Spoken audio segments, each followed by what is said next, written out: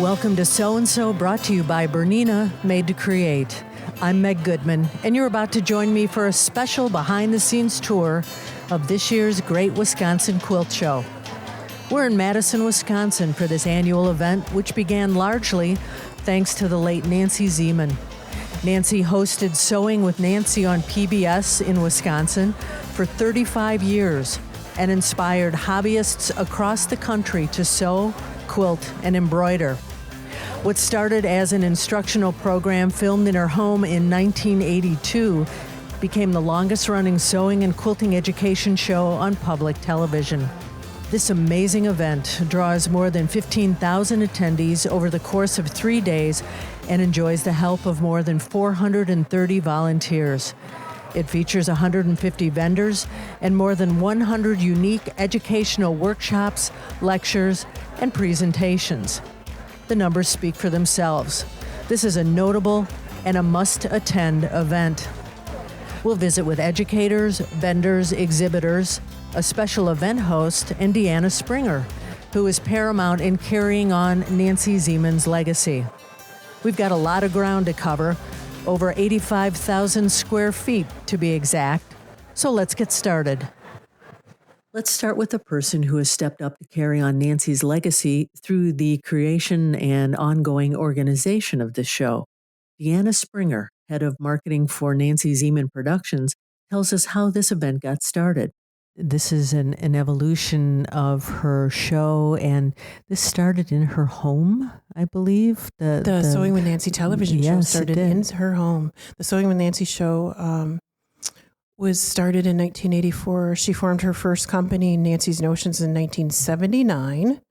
And then just a few years later, she started recording the first episodes of Sewing with Nancy in her home with big lights and big cameras. And she always told the story of those long days, those first long days of video production in her home in Beaver Dam with lights. And at the end of the day, she had a suntan from the light. I can imagine. Mm-hmm. So how did this TV show evolve to be this incredible 20-year historied show?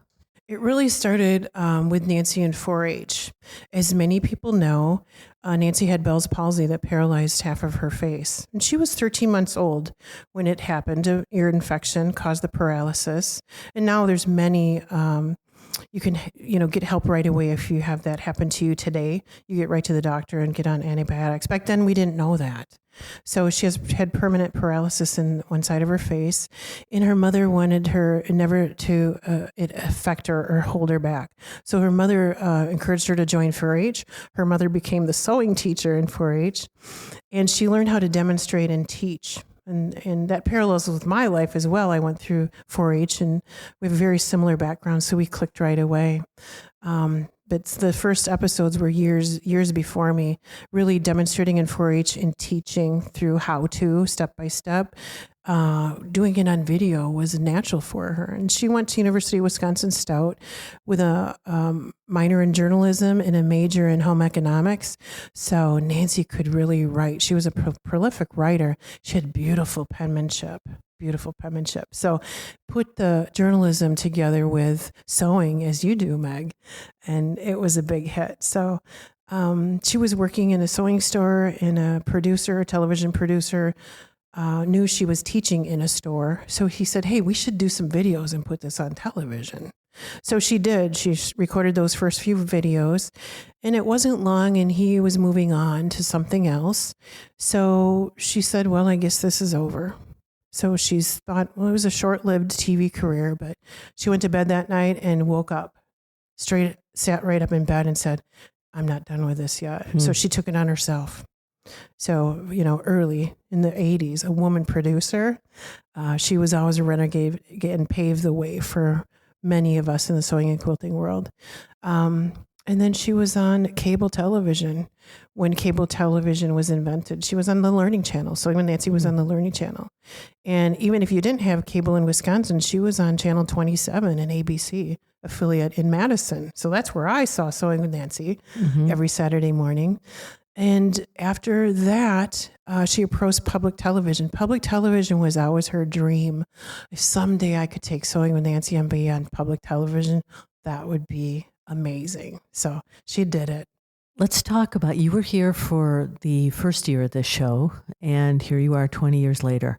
How has the show evolved? What's different about it? Of course, it's grown. That first year, we had 1,200 people pre-registered, and Nancy was like, "Oh no, Deanna, we're not going to have enough people. PBS Wisconsin will be disappointed with the turnout." So we kind of held our breath and went into it. And, it takes a while to grow something, a new business, a new show. So she set out down to the atrium where Quilt Together now is held. We every year had a community service project. We worked a lot with sewing aprons for heart health awareness and all types of things. So she was teaching Bucky Badger how to sew at a press, the media was here. And I was at the front door welcoming people. So after everybody was into the show, I walked down towards Nancy and she walked back towards the front of the show. And we were ecstatic. And I grabbed her arm and I'm like, it's working. I think I scared her to death. and then it hit her. She's like, it is. Look at all the people. Look at all the people. So we had 11,000 people that year. It was half this size. There are 4 halls here. Now we've within the second year, taken over every inch of the facility. So anytime they can break ground and make a bigger facility would be great. But it's the home of the Great Wisconsin Quilt Show. The people, the meat, it's a family reunion every year. As Deanna is doing her thing to make this event happen, Amanda Balistreri, Expo Manager at PBS Wisconsin, is doing her thing. So let's talk about, from the beginning. So this is your 3rd year doing this show. Yes. And next year will be the 4th. So when do you start planning for it? Kind of take us through a quick version of what it's like to put this together. Sure. Well, we're planning for next year now. Of course, I think anyone who runs big expos, you're planning years in advance, but trying to enjoy the moment of this year's show. But we really start at the show. Who do our attendees love to see? Who are they asking to come back? Whether that's educational presentations, vendors, new quilting designs, anything that they want to see, we take that as feedback and then reach out pretty much after the show. I mean, people are like, oh, aren't you glad the show is over? Now you can rest. No rest. We, strike while the iron is hot, and we want to get the feedback right away and start planning. So things really ramp up in June, and we start selling tickets in July, and here we go.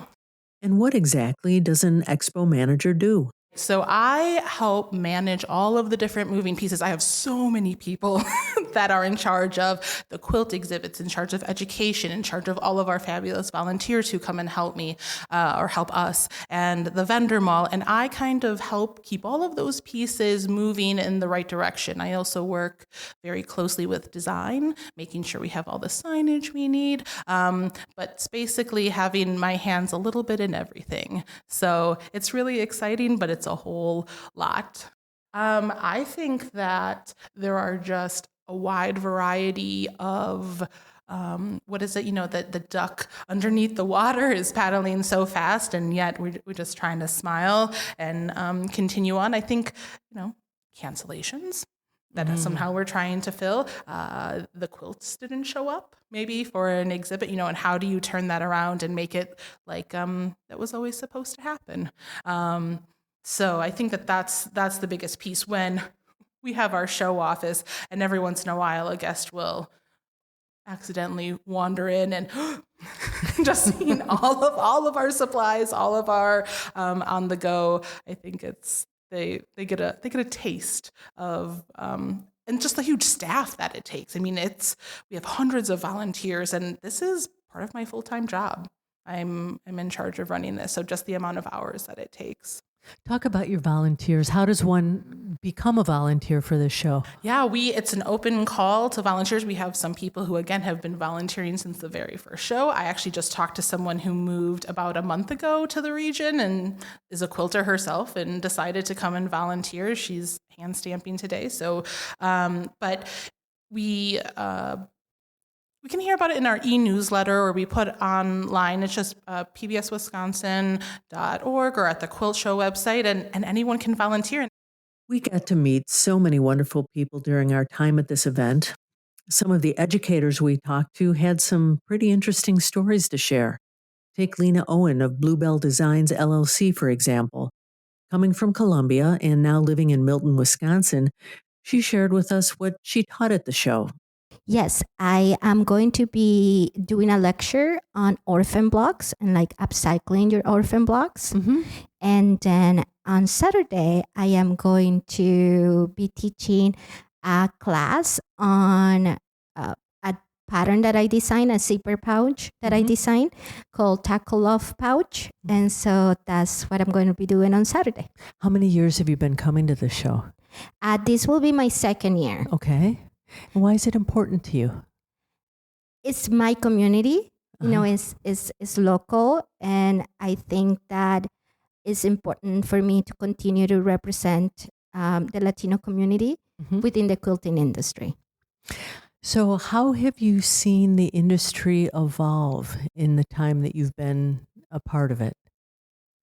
Well, I think that we continue to evolve, and I see in a lot of progress. For example, this year on QuiltCon, they had an affinity group just for the Hispanic quilters to get together and meet each other and just kind of feed off each other and make a statement that we're here and that we're part of this community and that we would love to bring more resources for those interested in quilting that may not know the language. And I think that that's one of the things that I have identified. And that's that this is such a beautiful art. I've fallen in love, but since I started in the quilting, I only been doing this for 4 years since the pandemic started. I saw a lack of resources in my main language, which is Spanish, in the quilting. Why does this quilt show hold such a place of importance for people? How do you see that? Well, for me, I speak for me personally. This is where I first was introduced. My mother-in-law invited me one time before I even knew how to use a sewing machine. So we came and we looked at the quilt, and I was so impressed. You know, like it opened my eyes, and that kind of like gave me that interest. And getting to know the community and the impact that Nancy Zieman and learning about Nancy Zieman has been, and knowing that she's so local and how much she has given to the sewing community as a whole is just a remarkable place. And I feel that this quilt show kind of carries that legacy that she has done. I struggle with many health issues myself. And so knowing her perseverance and that never let her stop, and that show how this beautiful art just gave her a way to not only improve herself and prove that she was capable of so much, but to and be that example to other women that we are capable of hard things. Born in Cuba, moving to the Midwest and landing at the Great Wisconsin Quilt Show, art educator, artist, and guild presenter Maday Delgado shared her deep love for her art, her life as an educator, the role she feels the show plays in the quilting community, and her commitment to sustainability. What's important to you about being at this show? It's close to home, so it's important to be close to home. It's important to be able to teach my young daughter the power of entrepreneurship. And this is a big industry. It's very creative, and it has a lot of opportunities for women. So it does bring a lot of people together. I believe that it creates a unique space for women and men alike to support their economic communities. It is creative. It is a great outlet. It brings people together. It's very colorful, but it also helps our economies in a very substantial way. And we love sharing what we do and how we do it. And I think it's very positive. So for me, having grown up in Cuba where we don't throw anything away, I like to say that we are the original recyclers, but that's really a joke. I like to use resources that people would discard or they're not interested in. So my improvisation style works really well with this medium, working with fiber. There's a lot of waste that the textile industry produces. It takes over 3,000 liters of water just to create a pair of jeans. So my goal is to make it more sustainable, bring awareness to sustainability, and bring people together in a very colorful and healthy way. While at the show, we met with Allison Rainboth, a certified AQS appraiser and judge. She told us how one becomes a certified appraiser.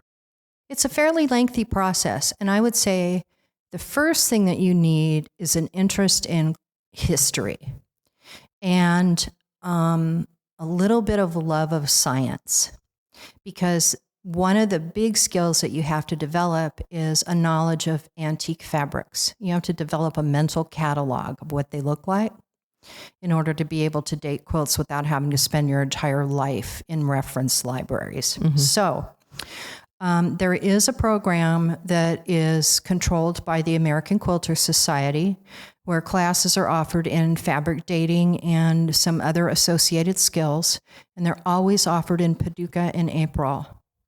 So if you're interested at all in any of this stuff, that's a great place to start, would be to take some of the shorter classes, the ones that are, a couple hours or a half day. And then if you learn some things and you think you'd like to know more, you might want to sign up for the 3-day appraisal skills class. And in that class, you really learn what an appraiser does, how they look at things, what products an appraiser actually generates in the form of reports, and where our job is useful. What kinds of situations are we needed for? But in addition to that, I personally feel like one of the best things that someone interested in appraisal can do is to join a local fabric study group. And there is one in Northern Illinois Quilt Study Group. We have Wisconsin Quilt Study Group, and they're kind of scattered hither and yon all over the nation. And it's a great way not only to make some friends who like the same things you do, but to see cool stuff that hides in their closets. What advice would you give to somebody who wants to preserve a quilt, whether it's an antique or something new?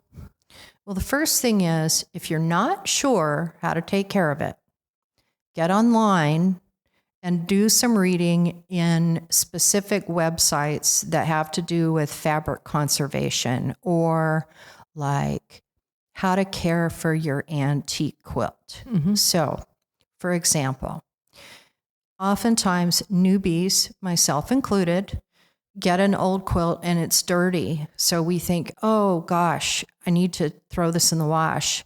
And we're shocked when not only does the dirt come out, but all the batting comes out too. Oops. Because the fabric was too weak to withstand being in the wash machine. Mm-hmm. I mean, luckily I did that a long, long time ago and it wasn't anything valuable, but I sometimes have had customers who have ruined a really nice piece because they didn't know how to care for it. What I would say is, if you're not sure, do a little research before you do anything dramatic. If it's a quilt that was made from, I would say, 1970 up to the present day, you can be pretty comfortable that it was made to be washed in the wash machine.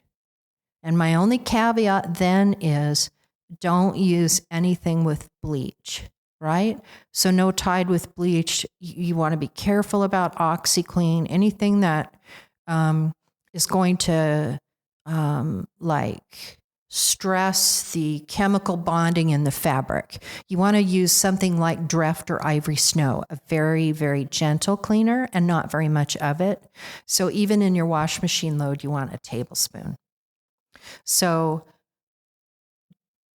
another friend says, if you get the urge to wash a quilt and you think it's a good idea, but you're not quite sure, what you really should do at that point is have a glass of wine and take a nap until the idea goes away. Because the potential for damage is high. Sure, and sure. But if it's a newer thing, usually they will withstand washing just fine. Ann Wonke from Menominee Falls, Wisconsin, who has been attending the show for 18 years, has seen a lot of change and growth. In fact, she was one of the keynote speakers who shared the history of this event with attendees. What's the biggest change she's seen? Much bigger. Mm-hmm. Quilts are much more, the techniques and the workmanship has just grown with the years, of course, with all the machine capabilities. You know, we can do that. There's such a wide range of lectures. It's such a great educational experience. Having known Nancy, what does her legacy mean to you personally? I met Nancy when she first moved to the area, and she was just getting started, and we both were getting started. And I have just never met someone that is so pro-education, so let's do things right, let's keep the sewing world going, whether it's quilting, garment, whatever. Mm-hmm. Just such a genuine class act. And Anne, in your opinion, why is this show so important, and where do you see it going in the future? Well, I love to share my love of quilting, sewing, needle arts. We need to support these kinds of shows. We want them to stay in our area. And I just so believe in education and educating the next generation or those that maybe can't get the education in their area. Mm-hmm. And so my love is truly teaching. And of course, I have to support those vendors out there. Of course you do. I needed nothing, but I filled 2 tote bags already. That's kind of a pervasive thing that happens on the show floor, right? It does. Mm-hmm. It does. And my generation isn't buying quite as much, but we need to support these women and men.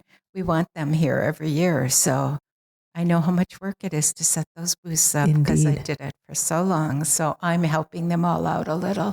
Less for them to pack. It is good of you to do that. I think so. My age group, like I said, is aging out, and we're the ones that did the big quilts. So I see, like my daughter-in-laws, they want to do littler things. They're not stockpiling closets full of fabric like some of us. But I do see a renewed interest, and I was really thrilled to see so many younger women on the floor today. And so that's great for this industry because we need to keep it going, and we need to educate them. And so they should just, when they come, soak up everything they can, lectures, workshops, even just the little demos on the stage out here really do teach a lot of things.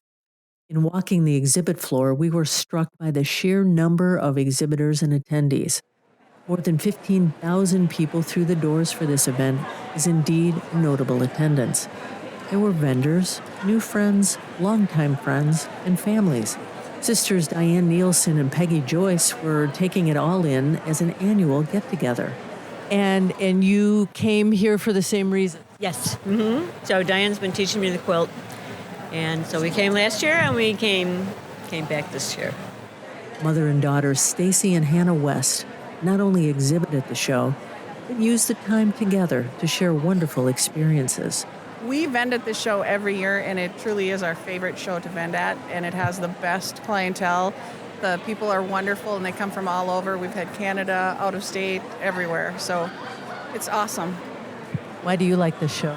I like the show, same reasons, the atmosphere, the people, seeing all the creativity again. And here it brings in a lot more than a lot of other shows too, I feel like. It brings in a lot more differences. And I think as for us, right now this is our second year in a row back, but we've done it a couple other times. Jessica Barrera from Sallie Tomato, a past guest on this podcast, explained what exhibiting here means to her. So it's always fun to see everybody in person, and a lot of people bring their handmade bags to the show, and you always leave the show feeling so creative and inspired, and so it's a really cool event to attend. How many years have you been exhibiting here? 4 years, yeah. As did longtime exhibitor and sewing industry pioneer Linda Z. This event is celebrating 20 years, just a few years longer than you've had your business. And you've been here for most of those years. Talk about the evolution of this show and what it means to you.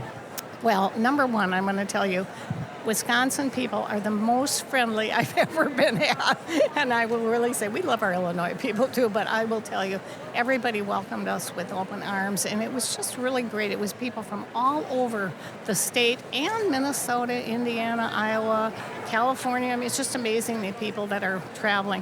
When we first started this show, it was Nancy Zieman was alive, and she was just an amazing woman that would come to everybody, come to your booth, welcome you, ask you what you were doing, how it was going, and then, she passed, and the show continued on with the Greater Wisconsin, which we're just thrilled.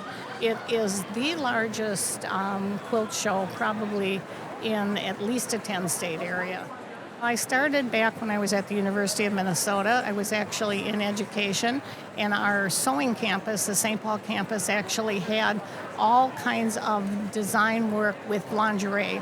So I ended up auditing, taking a lot of lingerie classes. I wrote 2 books on lingerie sewing and put them into the schools when we moved to Chicago. And everybody wanted to know how to sew on tricot.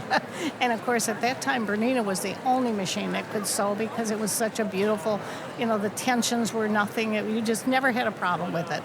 So that it just kind of evolved from there. We moved to Chicago, and I was the first woman Bernina dealer actually in the country. Lynn Schmidt, from a different box of crayons, has a special affection for the Great Wisconsin Quilt Show. Well, we launched here maybe about 8-9 years ago, was our first show.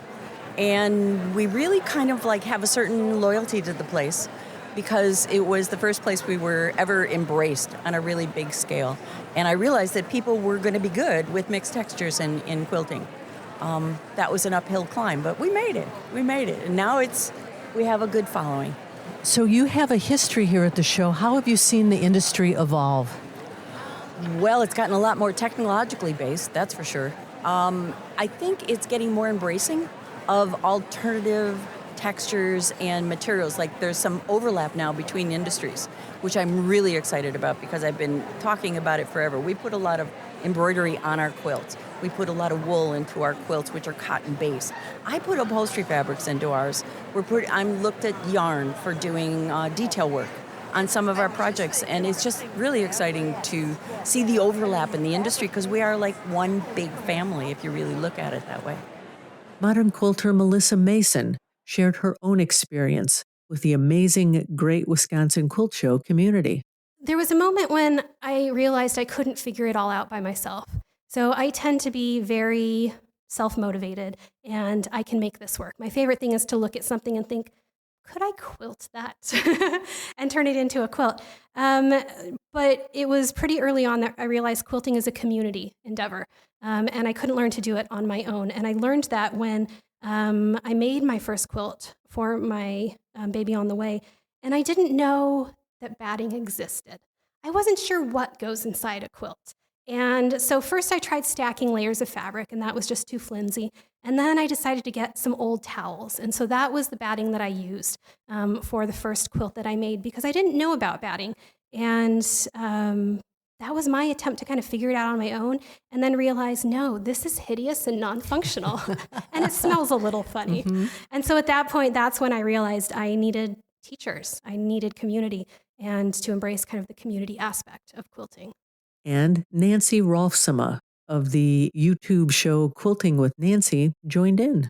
Honestly, meeting new people as it is. I mean, quilting is a very, neighbor kind of, people hanging out together kind of thing. And for me, I mean, I love teaching and I do it, whether or not I'm just going to teach local or not. But for the last 15 years, I've been traveling and teaching. So when I'm here, I get to meet members of the quilting community that have quilt guilds and shops. And so then that makes it possible for me to travel and teach, which is seriously the best job ever.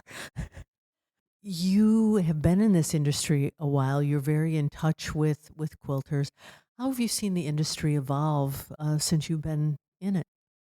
The fabric and the fabric designs have evolved, but the artists that are quilters, it's all the same. Mm-hmm. I mean, from 25 years ago, 50 years ago, it's people that enjoy the art of quilt making, whether or not it's, the process of the simple quilts or the art quilts and what they call modern quilts. And they put different labels on the quilts, and then you can call yourself, I'm a modern quilter or I'm an art quilter.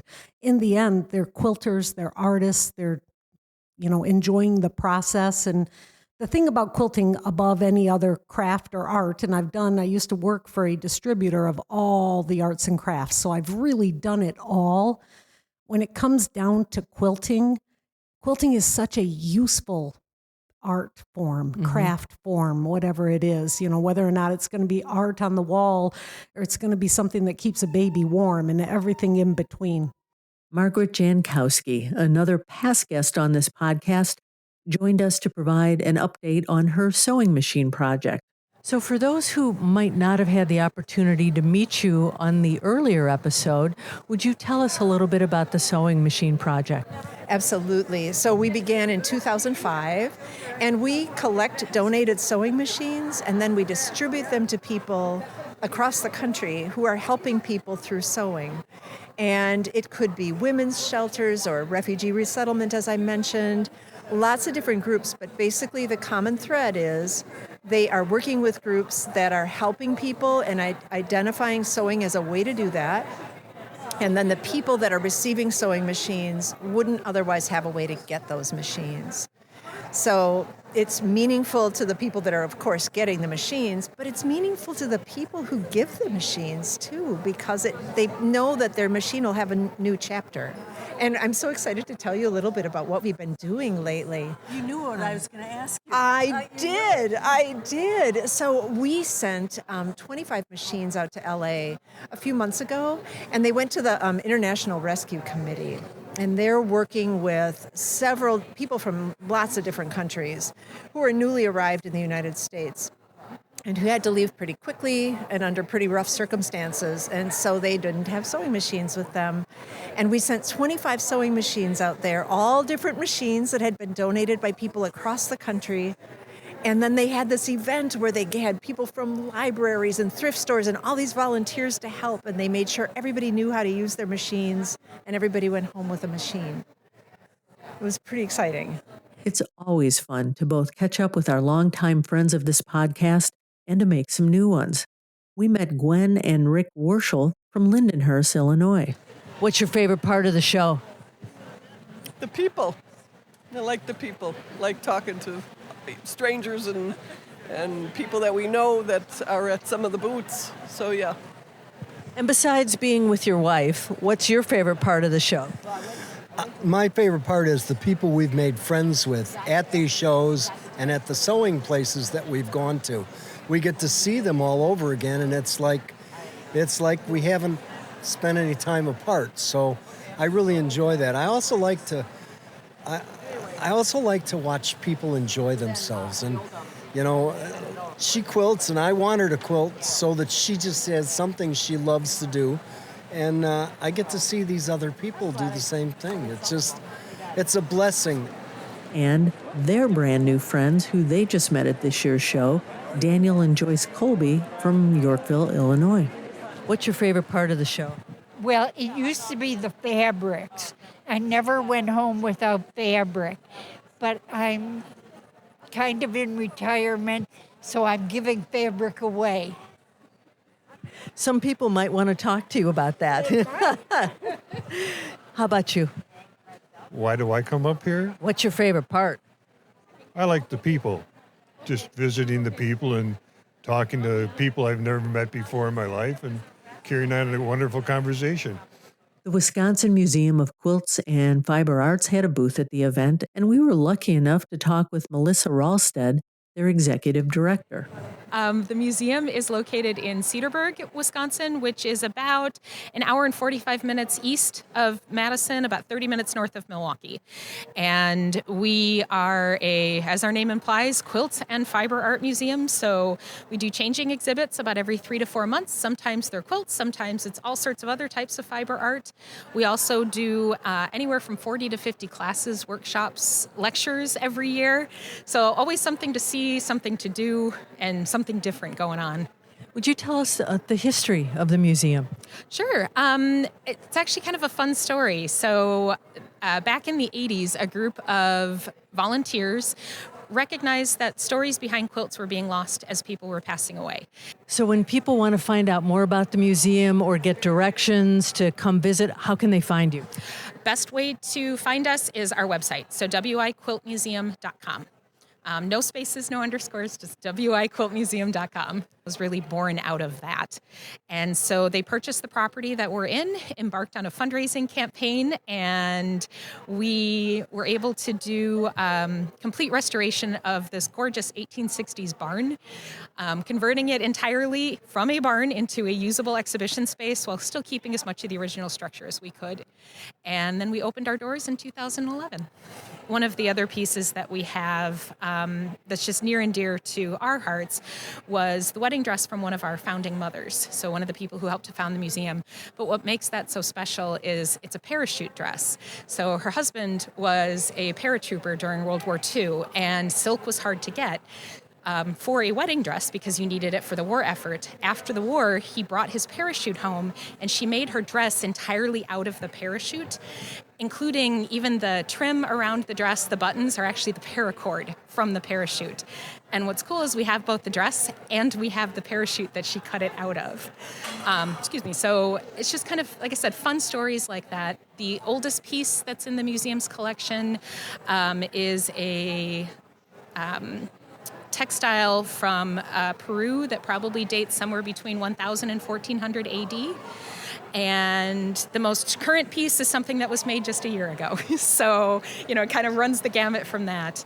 So when people want to find out more about the museum or get directions to come visit, how can they find you? Best way to find us is our website, so wiquiltmuseum.com. No spaces, no underscores, just wiquiltmuseum.com. At the end of the day, we were able to spend time with Pam Massey from Bernina, who knew Nancy Zieman quite well. For all of you that haven't listened before, I'm like the serger person, and I have been working with sergers for over 40 years. How does this show influence the broader sewist and quilting community? Well, this show started, and I had the privilege of working and filming with Nancy Zieman, and she was the founder of this show, and also had the great honor for teaching in her place, because the year when she was so very sick, she could not teach. And I was very honored and humbled to be able to have her ask me to take her place. Mm-hmm. And it has really, in the 20 years since the show has been part of this community, it's far-reaching beyond just the Madison, Wisconsin area. Even this morning in class, we had people from Arkansas and Illinois and Indiana, and just it's so far-reaching, and people really are seeing the benefit of being able to come to shows like this to build their knowledge and to also be able to learn new and different ways of honing their skill. And the honor of teaching and carrying on Nancy's legacy. Mm-hmm. Is there any nugget word of wisdom that Nancy shared with you during your time together that you still carry with you? I don't know if it's if any words that she spoke, but it was her way of interacting with people. Mm-hmm. I mean, her gentleness, her kindness, just was overwhelming and her humbleness, as well known as she was. And she and I traveled together for a number of times, and we were at airports and people would be looking and pointing, and she goes, yeah, they know who I am, and somebody's going to come over and ask if it is me. And there were two young men who were standing at a ticket counter, and he came over and she goes, well, yes, I am Nancy Zieman. And he said, well, I used to watch you with my mom and on Saturday mornings. And, it's things like that, no matter what position you are in life, there is still a point that you still need to be humble. And there's always something for us to learn.